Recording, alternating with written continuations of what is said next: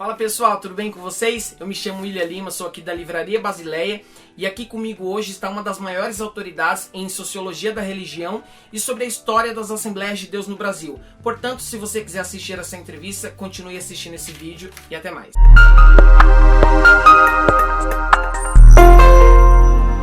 Então pessoal, aqui comigo hoje eu tenho a honra de receber uma das maiores autoridades em Sociologia da Religião do Brasil. É um cara que tem se tornado referência para muitos jovens que estudam a história das Assembleias de Deus. Não só jovens, mas pessoas de mais idade, mas que têm um interesse por conhecer um pouco mais sobre o desenvolvimento, o surgimento. E é uma pessoa que tem se tornado referência para muitos pesquisadores da área. Eu me refiro a Gedeon Alencar. Gedeon Alencar, ele é mestre em Ciências da Religião pela Universidade Metodista de São Paulo, é doutor em Ciências da Religião pela PUC São Paulo e compõe o grupo de estudos RILEP, que é a Rede Latino-Americana de Estudos Pentecostais, que é, se não um dos maiores grupos de estudos destinados a estudar o pentecostalismo na América Latina. Bom, aqui nós estamos hoje para falar sobre um dos seus mais recentes livros, que é Matriz Pentecostal Brasileira.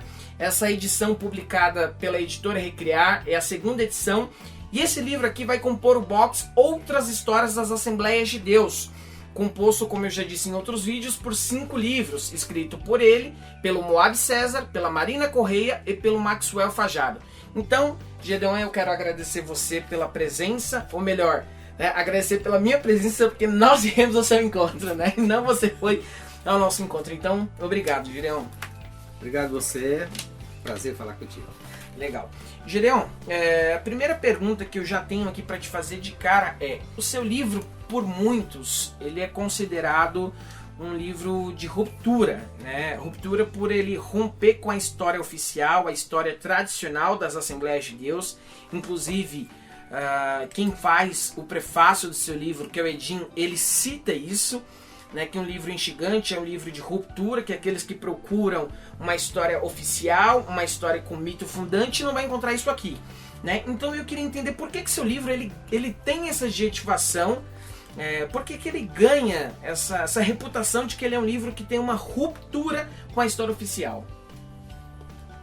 Eu não sei se eu gosto muito dessa adjetivação de ruptura, porque dá uma ideia assim de uma contradição, mas não necessariamente assim. Bom, as Assembleias de Deus, como a Igreja Católica, como a Igreja Presbiteriana, como qualquer outra instituição, tem uma história oficial. E evidentemente que todas as histórias oficiais são uma história que zela pela instituição. Tem uma história muito bonita da ação de Deus. Então tudo funcionou dentro desses limites. O que eu fiz foi uma pesquisa historiográfica, e aí é o seguinte, já avisando, eu não desminto ou nem ridicularizo nenhum ponto dessa história. Eu apenas aprofundo uma série de questões que para mim não estavam explicadas. Como por exemplo, a vinda dos suecos. Então assim, a história oficial vai dizer que os suecos tiveram uma revelação de Deus. Ótimo, eu não estou aqui descrendo da revelação de Deus. Só que essa revelação não acontece no vazio. Ela não acontece no céu. Ela acontece dentro de um ambiente sócio-histórico, econômico, com todas as contingências da época. Então assim, eu descubro que historicamente, vamos ver, eu entendo e vou ver os recortes. Dom Pedro II esteve na Suécia no final do século XIX. Estabeleceu um centro de divulgação do Brasil lá. Não só na Suécia, mas na Europa toda. Então ele o Império pagava a vinda desses imigrantes. Então no final do século XIX tem mais sueco no Brasil do que temos agora. Suécia tinha 4 milhões de habitantes, a estimativa é que tinha 10 mil suecos no Brasil no final do século XIX, quando o Brasil é um país de 27 milhões de habitantes. Então hoje a embaixada dá uma estimativa de 3 mil suecos no Brasil, com um país de 200 milhões de habitantes. E aí assim, ele chega em Belém do Pará, ótimo, só que em Belém do Pará tem uma igreja batista, uma presbiteriana, uma metodista e uma anglicana. 4 pastores. E 2 pastores eram suecos.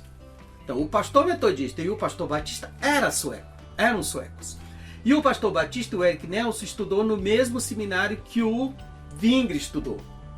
E basta prestar atenção na biografia do Berg e do Zwingli, que ambos dizem que conheciam o Erik Nelson e o outro pastor metodista que eu esqueci o nome, nos Estados Unidos.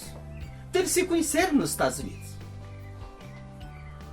Outra, quando o Berg chega, ele vai trabalhar na Company of Pará, que é a companhia gomífera da época, que é uma companhia americana, que eles conheciam nos Estados Unidos, porque a iluminação de Los Angeles era feita por essa companhia. Ou seja, quando eles recebem a revelação de Deus para ir para o Pará, na cabeça deles é uma companhia gomífera. Por isso que eles vão na biblioteca procurar. E o próprio Zwingli e os crentes em Belém do Pará comentam que existia o discurso que ele ia substituir o Erik Nelson, que tinha voltado para os Estados Unidos, porque a mulher dele não gostava da ideia, porque alguns anos anteriores já tinha havido um surto pentecostal nessa igreja de Belém do Pará. Alguns anos antes? Sim.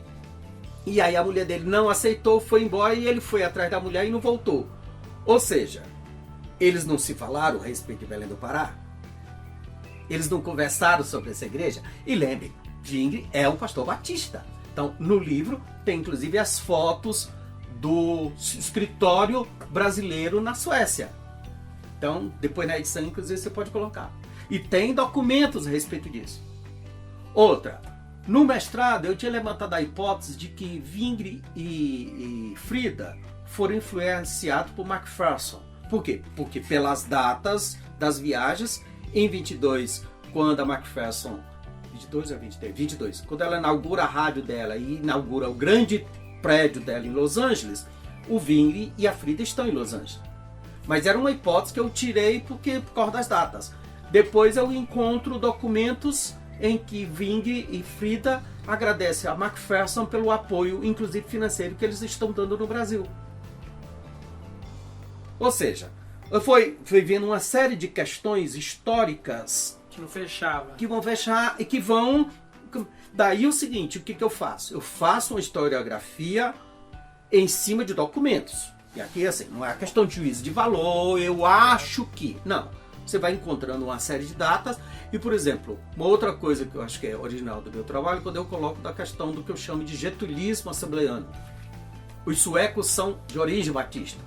Visceralmente batistas no sentido da autonomia da congregação local. É tanto que, por exemplo, por que eles são contra a convenção? Eles são contra a convenção porque eles não querem nenhuma articulação hierárquica, institucional e nacional, porque eles são membros depois, num primeiro momento não, no primeiro momento eles são de uma igreja batista nos Estados Unidos, mas depois eles se filiam à oitava igreja batista de Estocolmo, que é chamada Filadélfia, que nasce em 12, por exemplo, um ano depois que eles já tinham chegado no Brasil. Mas é uma igreja, inclusive, que foi excluída da Aliança Batista Sueca, porque é uma igreja que trabalha com a ideia de batismo aberto, de Santa Ceia aberta, aliás, todo mundo pode tomar Santa Ceia. E o Levi Spetz se torna esse grande líder. E aí o seguinte, eles são contra essa ideia de instituição. Você tem artigos no Boa Semente a respeito disso. Como é que aí tem pessoas que escrevem para o sueco assim, como é que a gente estabelece o pastor? Aí ele responde, não, a igreja se reúne e escolhe o seu pastor. Então assim, muito anárquico, absolutamente anárquico. E aí uma coisa que eu já tinha visto no mestrado é que essa igreja se espalha a partir da crise da borracha, na década de 20. Sim.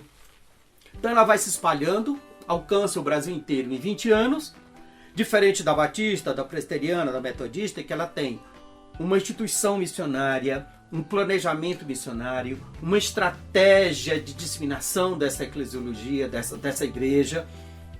E ela tem financiamento americano ou europeu, como a luterana com a anglicana. Os missionários chegam aqui de origem batista, vão para a igreja batista, e no primeiro momento eles não fundam as Assembleias de Deus. Fundam um grupo chamado Missão da Fé Apostólica, que é a igreja do Seymour nos Estados Unidos. O nome só vai se oficializar em 18. quando tem que assinar, fazer uma regulamentação jurídica lá no cartório. E aí, assim, mais uma vez, não estou falando de especulação. Basta ler o jornal Boa Semente, depois o Som Alegre e depois o Mensageiro da Paz, ou a própria biografia do Berg e Wingre, você vai encontrando esses detalhes lá. Por exemplo, ele no primeiro momento, eles são amigos da pessoa da congregação cristã. O Wingre prega na congregação cristã. Ele conta isso na biografia dele. É só prestar atenção, tá lá os documentos. Então, na medida que eu fui lendo e relendo esses documentos, eu fui entendendo uma série de coisas que tinham passado desapercebido. E aí, o getulismo assembleano, a partir da década de 30, dá a ideia de uma centralização das capitais, e o pastor da capital começa a se chamar igreja sede e pastor presidente. A expressão pastor presidente que a Marina resgata no trabalho dela é final da década de 40. Então, a ideia, um pouco de ingenuidade do sueco, porque assim, eles estão acostumados na Suécia que as igrejas vão se formando e eles vão tendo uma relação meramente fraterna. E eles acham que aqui no Brasil podiam manter essa relação fraterna. Eles mesmos não tinham ideia da dimensão continental do país no primeiro momento e, sobretudo, não tinham a ideia de que essa igreja explodiria e alcançaria o país inteiro e se tornaria a maior igreja pentecostal do Brasil. Certo. Então, essa entre aspas, essa adjetivação, na verdade, ela não é uma ruptura com a história oficial, ela é um aprofundamento da história oficial. Eu prefiro pensar assim. E assim, e aí, uma série de coisas que aconteceram, por exemplo, assim, teve até uma vez que um jornalista escreveu um artigo no Mensageiro da Paz me criticando, quer dizer, sem dizer meu nome, me criticando, dizendo assim, tem cientista social dizendo que a igreja cresceu por causa da crise da borracha. A igreja... E um pastor disse uma vez para mim, que história é essa, menino? A igreja cresceu pela ação do Espírito Santo? Eu não estou dizendo que não foi ação do Espírito Santo. Estou dizendo, por exemplo, a igreja no Atos dos Apóstolos também cresceu. Por que cresceu? Por causa da perseguição em Jerusalém, e aí o pessoal teve que se espalhar. É tanto que daqui a pouco aparece igreja em Antioquia, em Síria, em diferentes lugares. O que foi que aconteceu? Por que aconteceu isso? Por causa da perseguição em Jerusalém, o pessoal se espalhou. A crise da borracha, na década entre 10 e 20, fez com que nordestinos que estavam no Amazonas, numa grande produção gomífera, se espalhassem pelo Brasil inteiro. É tanto que assim, você começa a encontrar, quando o Wingre vem a primeira vez para o Rio de Janeiro em 24, ele já encontra gente lá. Quando o Berg chega aqui em Santo, já encontra crentes das Assembleias de Deus.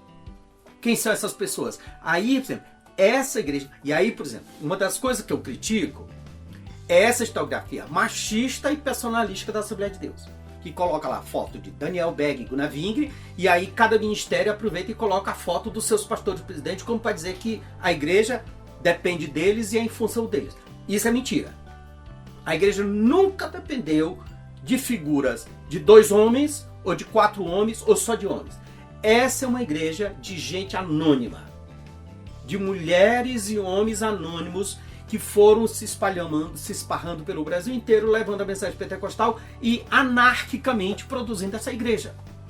De modo tal que é possível dizer que ainda hoje, faz tanto sentido que ainda hoje, se você pergunta quem é Daniel Berg, Gunnar Wingre, boa parte para os membros da igreja, Assembleia de Deus, eles não sabem dizer. Porque para eles não tem interesse em saber quem foi e quem deixou de ser. Porque essa questão do mito fundante de que como é possível falar de uma igreja 40, 50 anos depois que foi formada, depois que Daniel Berg e Gunnar Wingre chegaram ao Brasil, já talvez nem estivessem mais vivos, mas tem essa conexão de que foram fundados por Daniel Berg e Gunnar Wingre, centralizando tudo na figura dos dois. E que não. Ademais, essas figuras só se tornam figuras míticas a partir de 61, quando a igreja faz 50 anos, que aí faz uma grande celebração no Maracanã, e deu uma placa de ouro pro Berg. Eu acho que ele morreu de raiva, porque logo depois ele morreu. E o Wingre já tinha morrido em 30. Se você pegar Mensageiro da Paz dos anos 30, 40 e 50, Berg, Wingre e Frida não existem. Eles simplesmente não aparecem no jornal. Raríssimo aparecer na hora que morreu e acabou. Por quê? Porque você não tem essa construção dos dois mitos. Depois, no centenário, se fez uma exploração comercial absurda das duas figuras, que no centenário tinha caneta do Daniel Berg, camiseta do Daniel Berg, livro do Daniel Berg, mala do Daniel Berg, do Vanaving e tudo. Assim, aí é claro, né, é fácil assim, fazer essa crítica, mas assim, nos 500 anos da Reforma lá na Alemanha, que eu estive em janeiro e julho, em 2017, também lá tinha camiseta do Lutero, caneca do Lutero, vinho do Lutero, conhaque do Lutero, até da Catarina Vambora fizeram um bonequinho e venderam, que eu comprei e trouxe. Vai aproveitar. Não, mas assim, todo grupo social faz isso. Sim. Todo grupo social. E aí uma coisa, uma vez também, até uma vez, num blog assembleiano, o cara fez uma crítica dizendo que eu estava desprezando o Daniel Berg. Eu acho que o cara não entendeu o que eu quis dizer. Para mim, Daniel Berg é herói porque ele ficou 50 anos no Brasil, ostracizado, esquecido, abandonado e permaneceu fiel. E aí que o abandonado não é juízo de valor. No meu livro eu também coloco lá um artigo na década de 50 de um pastor reclamando que a igreja está grande, rica, e o Daniel Berg está passando necessidade de vendendo Bíblia na porta da igreja do Belém. Ele nunca foi pastor, ele nunca foi missionário, ele nunca assumiu igreja, ele nunca teve cargo, até porque ele nunca aprendeu português. Definitivamente. Por quê? Porque ele, inclusive, ele era semiletrado em sueco, porque ele abandonou a escola quando ele era criança na Suécia. Esse livro aqui, que é a biografia dele em sueco, que é da década de 50, que a ideia, eu não sei pronunciar isso aqui, mas é a ideia de o pagão. Por quê? Porque como batista, eles não aceitavam o batismo infantil.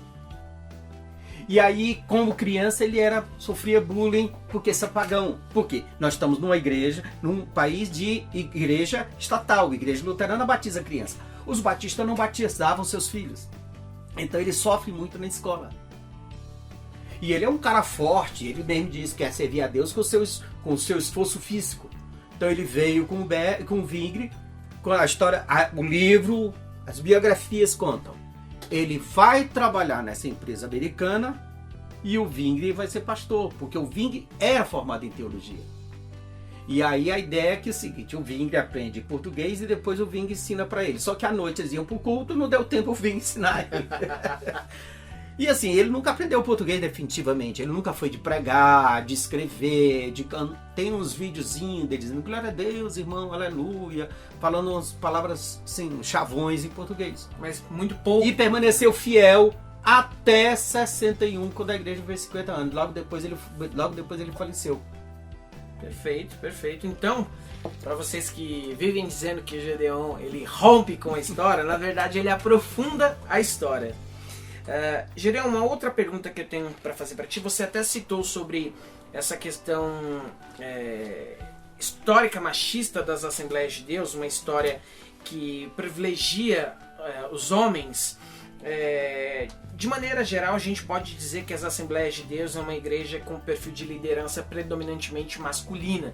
Embora hoje já seja possível falar de algumas lideranças femininas que têm surgido, mas ainda de modo muito tímido, né?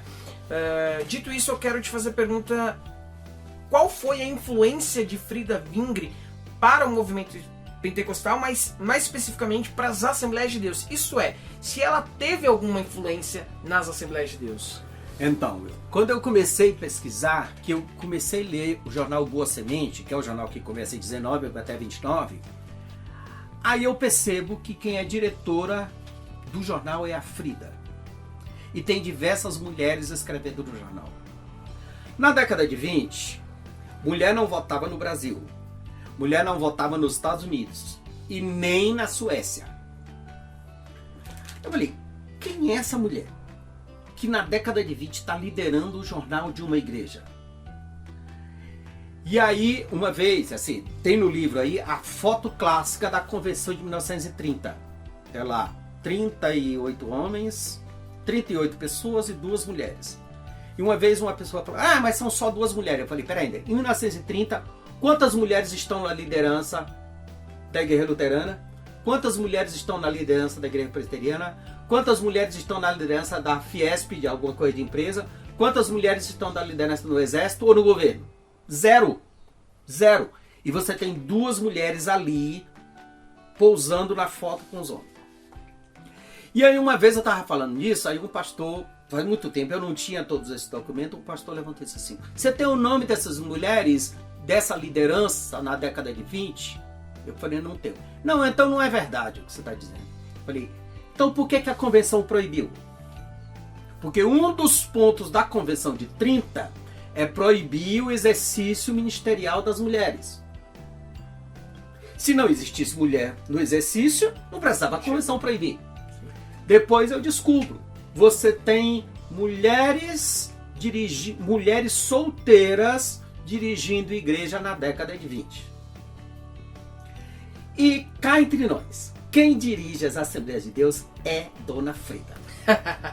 Sim, eu sou do que acredito nisso. Aí eu descubro que ela, com 27 anos, formada em... tem um curso de enfermagem, tem um curso de Bíblia, ela é enviada oficialmente, tem a documentação aqui dos livros em sueco, onde ela é enviada oficialmente. Aqui é essa foto, aqui, ó, essa foto da Convenção de 30. Onde ela é enviada oficialmente como professora de Bíblia. Ela, em 1917, pega o navio na Suécia, vai para os Estados Unidos vem para Belém do Pará. Uma jovem, com 27 anos, em 1917, solteira, sozinha. Você imaginou o que é isso? Hoje, uma jovem solteira pegar um navio, um avião, ir para a Europa, não sei o que, a gente ainda acha muito. Imagina 1917, em plena guerra. Sim. Eu falei, quem é essa mulher? E aí eu começo a estudar sobre ela e vejo assim, você pegar mais uma vez, voltando para a biografia do Zwingli. Quem não acredita muito na história, basta ler a biografia do Zwingli. O Zwingli diz assim, tem um determinado momento que ele diz assim, a igreja está sendo dirigida, está muito bem sendo dirigida pela irmã Frida e os demais obreiros. O Zwingli é um homem doente desde a infância. Tem problema de uma saúde frágil desde a infância. É tanto que ele vai trabalhar como jardineiro com o pai dele. E aí ele conta em diferentes momentos. Ele tem crise de malária, ele tem crise de malária. Tem momento que ele fica 4 meses de cama. Quem é que dirige a igreja? A Frida. Tanto em Belém do Pará quanto no Rio de Janeiro. É tanto que lá no Boa Semente tem lá um artigo, às vezes assim, avisamos, ela é a diretora do jornal, avisamos as Assembleias de Deus que o presbítero tal foi excluído da igreja. Rio de Janeiro, assinado Frida Zwingli. E aí qual é o problema? A macharada brasileira e a macharada sueca não aceita ser liderado por uma mulher brilhante como era Frida. Ela escreve jornal, ela toca, ela canta, ela redige artigo, ela traduz artigo, ela produz poesia, ela faz culto na penitenciária, ela faz culto nas praças e ela faz culto na igreja e prega e disciplina e coordena tudo. E aí a Convenção de 30 dá um golpe nela, articulado pelo Samuel Nystrom, que se formou no mesmo seminário no mesmo ano e não tem o brilhantismo que ela tem. Eles vão embora em 32. No início de 33, Zwingli morre de tristeza. Ela fica mais alguns anos, tenta voltar 2 vezes, a igreja não permite. Quando ela decide voltar por conta própria, pega os filhos e entra num trem, vem um grupo da igreja, toma os filhos dela, levam ela para um hospital psiquiátrico de forma compulsória e ela morre louca. Qual mulher não enlouqueceria numa circunstância dessa? Aí diz assim, de onde é que você tira essa história? Eu tenho o laudo psiquiátrico do hospital onde ela ficou. E tem todos os documentos a respeito disso. E aí eu preciso sempre fazer a memória aqui e o mérito de que quando eu estava pesquisando, quando eu cheguei no mestrado, eu fui na Embaixada da Suécia em Brasília, eu fui no consulado, eu perturbei querendo documento, não deu tempo, o mestrado passa muito rápido. Quando eu voltei para o doutorado, voltei de novo, liguei para a embaixada, liguei para o consulado, fui no consulado, fui atrás de sueco. E aí um dia um juiz da Suécia veio fazer um trabalho em Brasília e a mulher dele é jornalista, Kajsa Norell. Aí ela lá em Brasília, conversando com algumas pessoas lá na embaixada, descobriu que a maior igreja pentecostal no Brasil era de origem sueca. Ela falou, como assim? Pentecostal ali na Suécia é insignificante? E aí começou a conversar, ela é jornalista, muito...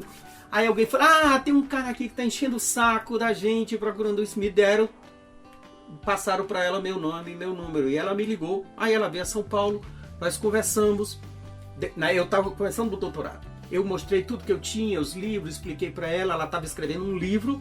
Pena que esse livro não está aqui para eu lhe mostrar, porque recentemente um funcionário do consulado sueco aqui, o Davi, que é jornalista, está escrevendo um material sobre isso e veio aqui em casa pegar esse livro emprestado, porque ele não tem esse livro, que é um livro original em sueco.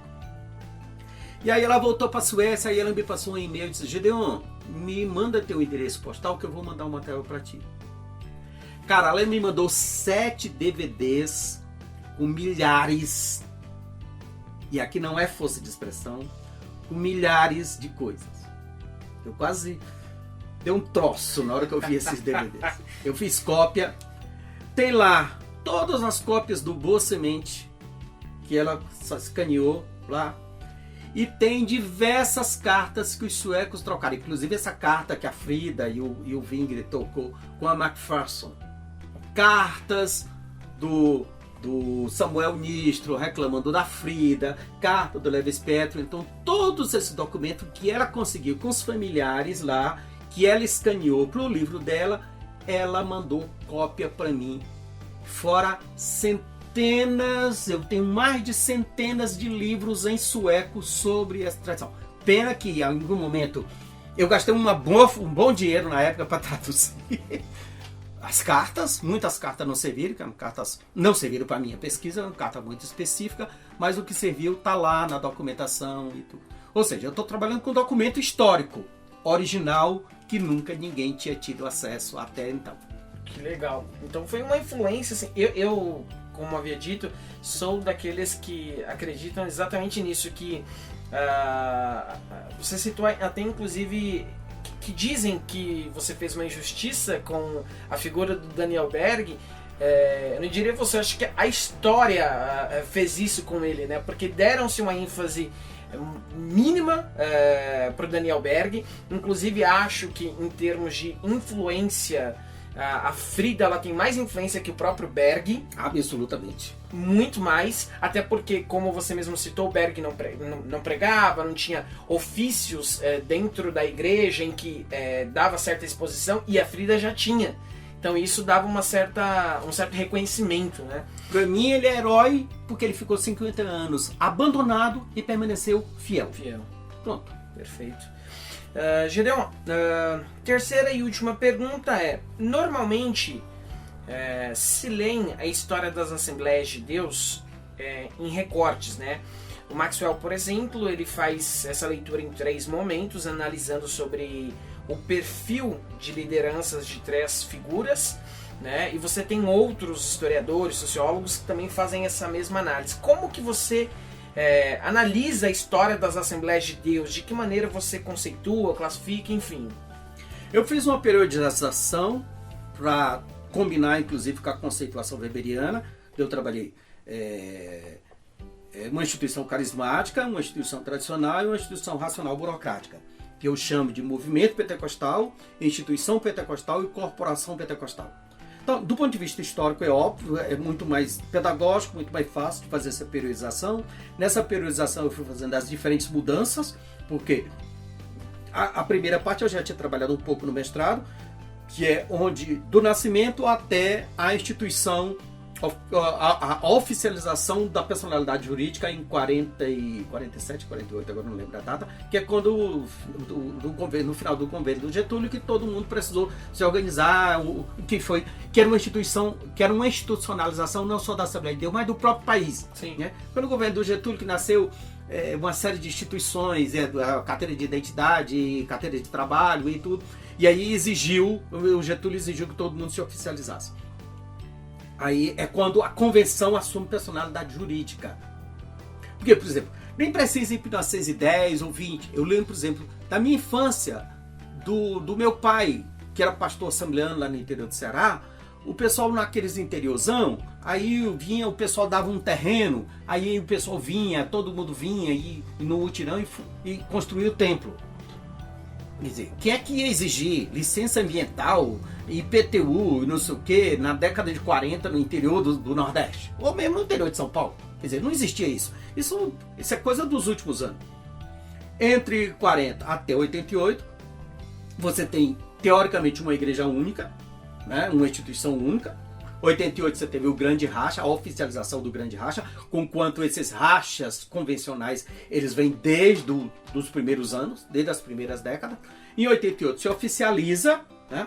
E aí você vai ter agora duas forças políticas muito fortes, que é a CONAMAD e a CGDB, como disputa, muito mais disputa corporativa, política e econômica do que questões teológicas. Diferente, por exemplo, de em outros lugares da América Latina, eu tenho aqui diversos livros de história das Assembleias de Deus. Eu tenho aqui do Chile, que eu começo aqui da América Latina, que é do Chile e Argentina, subindo Peru, Bolívia, toda a América Central, Estados Unidos, Canadá, Europa, um livro aqui sobre a Europa, das Assembleias de Deus da Europa, até o Japão.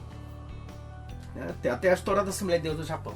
Essas igrejas são, ainda hoje, assembleias, no sentido de que elas são autônomas, congregacionais. Porque é assim que nascem as Assembleias de Deus. No Brasil, ela toma essa conotação do que eu chamo de episcopalismo vitalício. Sim.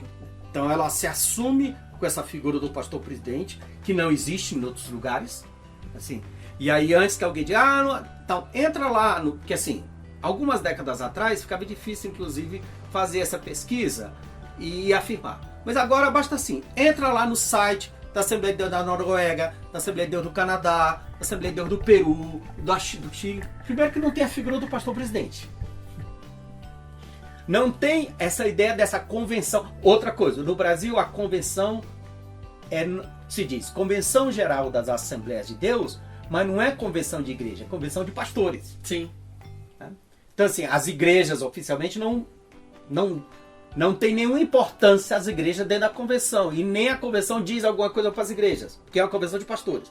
Que é completamente diferente dessa estrutura congregacional das Assembleias de Deus, aqui do Chile até o Japão. Então, você vai tendo toda essa diferenciação estrutural. E aí, você tem essa especificidade das Assembleias de Deus no Brasil. Por isso que eu chamo as Assembleias de Deus, as Assembleias Brasileiras de Deus. As Assembleias de Deus, como existe no Brasil, só existe no Brasil. E, bom, tem uma coisa que eu coloquei no prefácio do livro da Marina, que assim, uma das coisas folclóricas que acontece é brasileiros quando vão para o exterior ou gringos assembleianos quando chegam no Brasil. Porque no Brasil tem essa história de a paz do Senhor.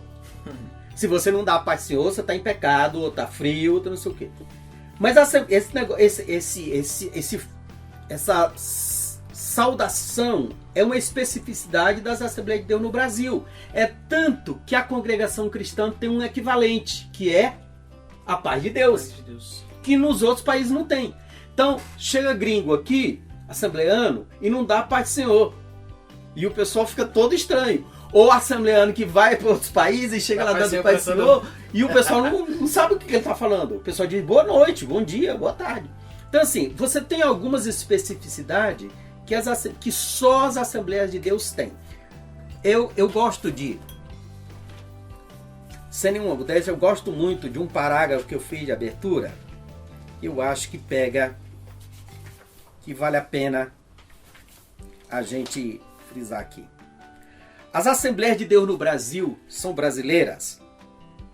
Como o Brasil é moderna, mas conservadora, presente, mas invisível, imensa, mas insignificante, única, mas diversificada, plural, mas sectária, rica, mas injusta, passiva, mais festiva, feminina, mais machista, urbana, mais periférica, mística, mais secular, carismática, mais racionalizada, fenomenológica, mais burocrática, comunitária, mais hierarquizada, grande, mais fracionada, barulhenta, mais calada, presente, mais invisível, omissa, mais vibrante, sofredora, mais feliz.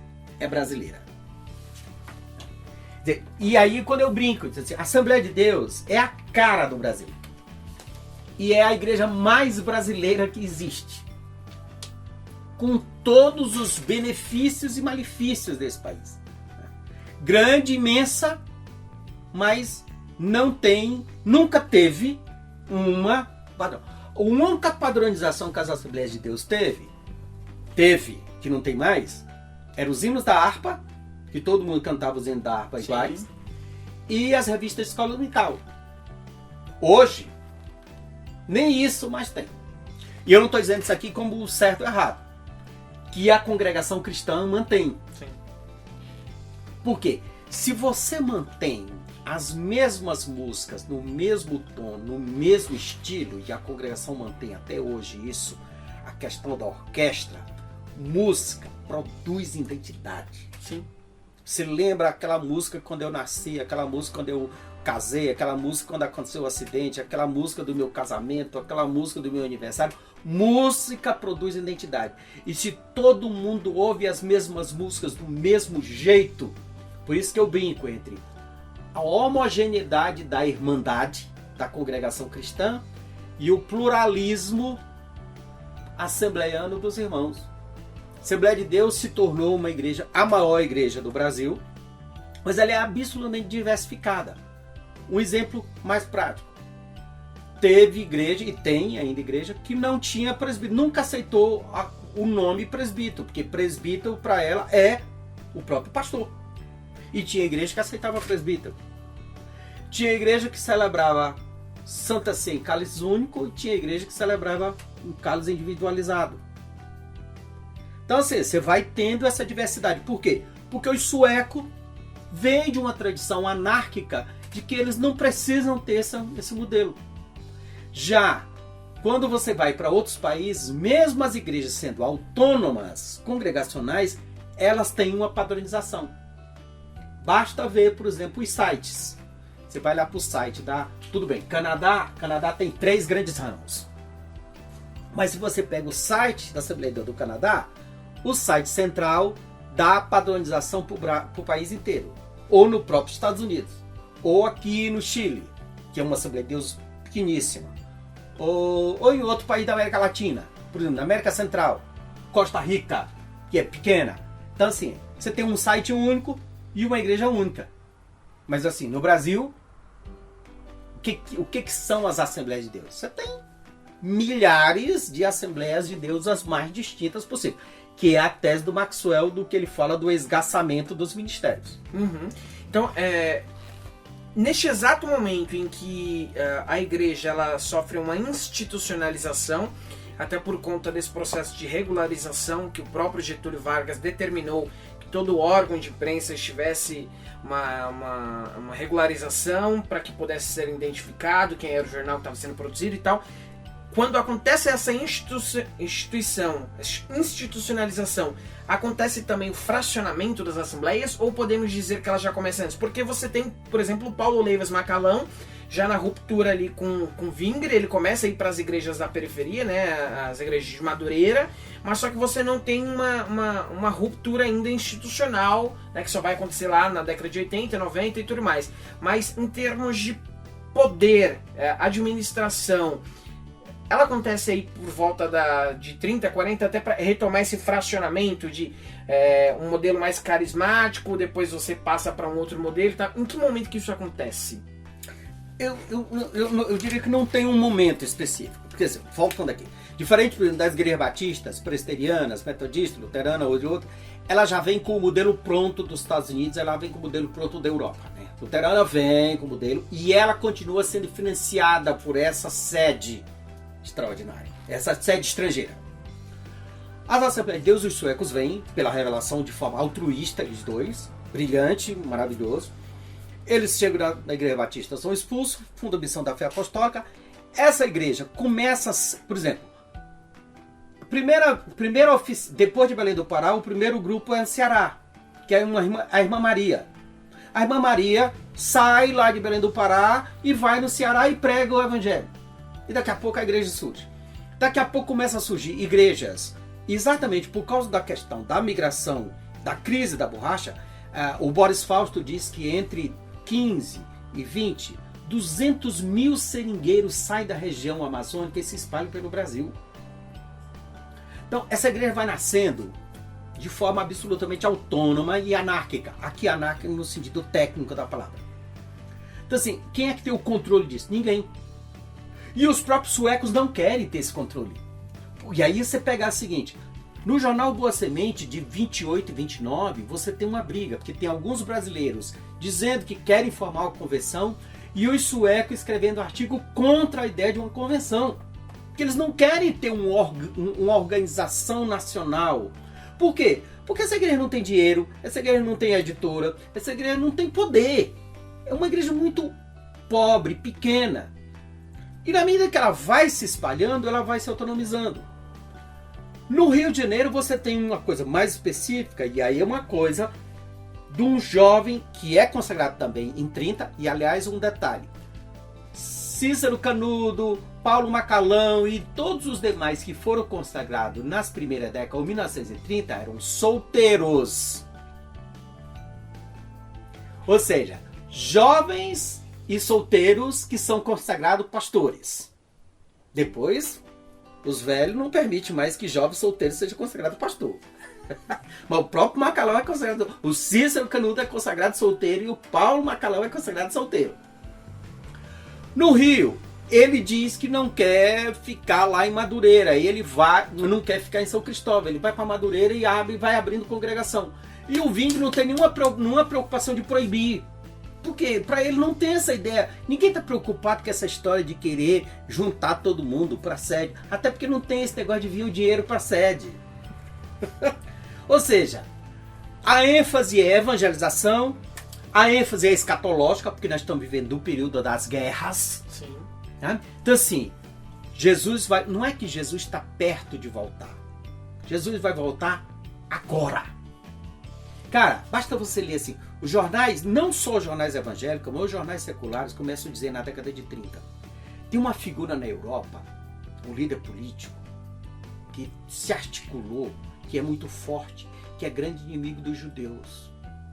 Ou seja, o anticristo já se manifestou. Eles não sabiam quantos anticristos depois iam se manifestar bem piores do que... Não, bom, fecha esse parênteses aqui. Então assim, você tem uma ênfase escatológica muito grande, você tem uma ênfase evangelística muito grande, e você não tem a preocupação do poder, porque você não tem cargo, você não tem título, você não tem dinheiro, você não tem carro, você não tem grandes prédios.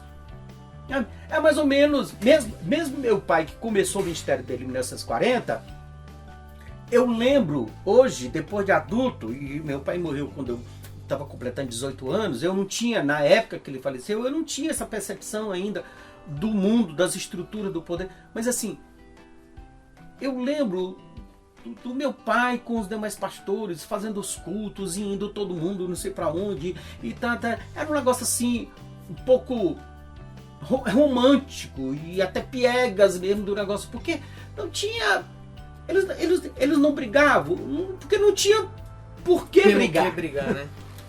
Não tinha político, não tinha dinheiro, não tinha grandes prédios, não tinha poder. Pelo contrário, eles eram perseguidos pela Igreja Católica. Meu pai apanhou, levou uns tabefes de um padre em 1940, quando levou um crente lá no cemitério de Pacajus. O padre não deixou, não queria deixar enterrar o crente, porque não pode enterrar um herege no Campo Santo. Eles ficaram o dia todo lá e veio o delegado e tudo. Aí no final do dia o padre liberou, cansou e eles tiveram que cavar um buraco e colocar o irmão lá. Então assim, era uma vida de muita pobreza. Papai fala do Orlando Boia. Eu lembro do papai, eu era adolescente, o papai lá com a enciclopédia, os livros do Orlando Boia, que o Boia tinha mandado para ele de presente. Porque o Boia morou na minha casa, na casa do meu pai em 1940, quando ele morou no Ceará. E depois, quando ele voltou para os Estados Unidos, depois ele voltou para o IBAD, aqui em Pindamonhangaba, e começou a produzir aqueles livros, ele mandava os livros de presente, porque sabia que os pastores não tinham dinheiro para comprar. E eu lembro uma vez de uma caixa, que chegou uma caixa com os livros, e o papai mostrando lá para os irmãos, que tinha mandado o pastor Orlando Boia. E aí eu lembro do papai dizer que ele gostava muito de comer caranguejo com pirão de farinha. Era uma vida muito simples, muito É diferente hoje. Você tem megas estruturas com muito dinheiro, uma mega editora com muito poder e cargos. Só na mesa diretora são 5 vice-presidentes. Esse pessoal faz reunião e reunião e reunião com muito dinheiro e com todo mundo ganha passagem de avião, hotel. Quer dizer, eu não estou aqui debochando dizendo que está errado. É a realidade hoje. Meu pai andava a pé ou de cavalo. Ele andava a pé e de cavalo em 1940, porque eu lembro de meu pai uma vez falando da Santa Ceia, que ele celebrava Santa Ceia com garapa de cana e tapioca. E eu lembro que a gente uma vez brincou, pai, isso mas não é pé. Ele falou, mas não tinha outra coisa em 1940. Aí ele falou, agora não, a gente celebra, foi num culto de Santa Ceia. Agora a gente celebra com pão, messejana, na década de 70, eu era adolescente. Agora a gente tem pão e suco de uva. Mas em 1940, no interior do Ceará, não tinha pão nem suco de uva. Então a gente fez Santa Ceia com garapa de cana e tapioca. Quer dizer, é outra realidade. Sim. Perfeito, perfeito. Meus amigos, conta história, hein? Eu sou apaixonado por essa igreja. E assim, uma coisa muito interessante, porque quando eu entrei no mestrado, a minha discussão era racismo. Eu queria discutir racismo, a relação lá do movimento Azusa Street com racismo. E um professor chegou e disse para mim, cara, você é da Assembleia de Deus. A Assembleia de Deus é a maior igreja desse país, não tem nenhum trabalho significativo sobre a Assembleia de Deus. Você que conhece o interior dessa igreja. E aí eu me entusiasmei pela história das Assembleias de Deus e hoje eu me dou o luxo de ter aqui livros. Isso aqui tudo é as Assembleias de Deus. Os livros do Livres Petro, os livros suecos, os livros sobre a Assembleia de Deus dos Estados Unidos, os livros, olha aqui, eu acho que você deve ter visto isso, os livros da Assembleia de Deus da Itália. E é muito interessante que, por exemplo, você chega na Itália e aí na editora da Assembleia de Deus da Itália tem a biografia do Francescon. No Brasil a gente não tem nada sobre publicado pela congregação cristã. Mas aí eu chego na Itália e tem a biografia do Francescon publicado pelo ADI Média. Por quê? Porque é o Francescon quem leva o pentecostalismo para a Itália, em 12. E ele é considerado pela Assembleia de Deus o apóstolo do pentecostalismo italiano. Perfeito. Meus amigos, se você quiser conhecer um pouco mais sobre tudo isso que o Gedeon falou, você pode adquirir o box, que tem o livro dele, Matriz Pentecostal. Dá para dar uma aprofundada no assunto. Tem outros livros também que você pode ver em outros vídeos. Mas esse livro aqui, ele é o resultado de anos de pesquisa das Assembleias de Deus. E essas e outras histórias você pode conhecer um pouco mais nesse livro. Então, Gedeon, eu quero te agradecer por me conceder esse momento, por nos conceder esse papo prazeroso de conhecermos um pouco mais sobre essa igreja, que hoje, como você mesmo falou, é a maior igreja evangélica do Brasil e uma das maiores igrejas do mundo. Então, eu sou muito grato a você e agradeço muito por esse momento. Obrigado, digo eu.